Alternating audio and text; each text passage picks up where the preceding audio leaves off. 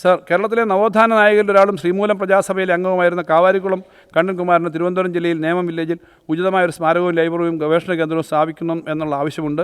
ഏതായാലും അതിനായി 1.5 കോടി രൂപ അനുവദിക്കുന്നു. അയ്യാവൈകുണ്ഠസ്വാമിക്ക് സ്മാരകം സ്ഥാപിക്കുക, അതിനായി 2 കോടി രൂപ വകയിരുത്തുന്നു. സർ, മഹാത്മാഗാന്ധി തൻ്റെ 5ാമത്തെയും അവസാനത്തെയും കേരള സന്ദർശനത്തിലെ അവസാന പൊതുപരിപാടിയിൽ പങ്കെടുത്തത് 1937 ജനുവരി 21 തൃക്കണ്ണമംഗൽ ക്ഷേത്രത്തിലായിരുന്നു. ക്ഷേത്രം എല്ലാ ജാതിക്കാർക്കുമായി തുറന്നു കൊടുക്കുന്നതിനായിരുന്നു ചടങ്ങ്. ഇപ്പോൾ പൊതുമരാമത്ത് വകുപ്പ് ഓഫീസും റെസ്റ്റ് ഹൗസും സ്ഥിതി ചെയ്യുന്ന കൊട്ടാരക്കര മുസാവരി ബംഗ്ലാവിലായിരുന്നു ഗാന്ധിജി വിശ്രമിച്ചത്. ഗാന്ധിജിയുടെ ഓർമ്മകളുള്ള മുസാവരി ബംഗ്ലാവിൽ മഹാത്മാഗാന്ധി പബ്ലിക് ലൈബ്രറിയും ഗാന്ധി സ്മാരകവും സ്ഥാപിക്കാനായിട്ട് ഉദ്ദേശിക്കുന്നു.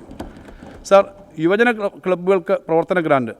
സർ, നമ്മുടെ ഗ്രാമങ്ങളിലും നഗരങ്ങളിലും യുവാക്കളുടെ നേതൃത്വത്തിൽ നിരവധി ആർട്സ് ആൻഡ് സ്പോർട്സ് ക്ലബ്ബുകൾ പ്രവർത്തിച്ചിരുന്നു.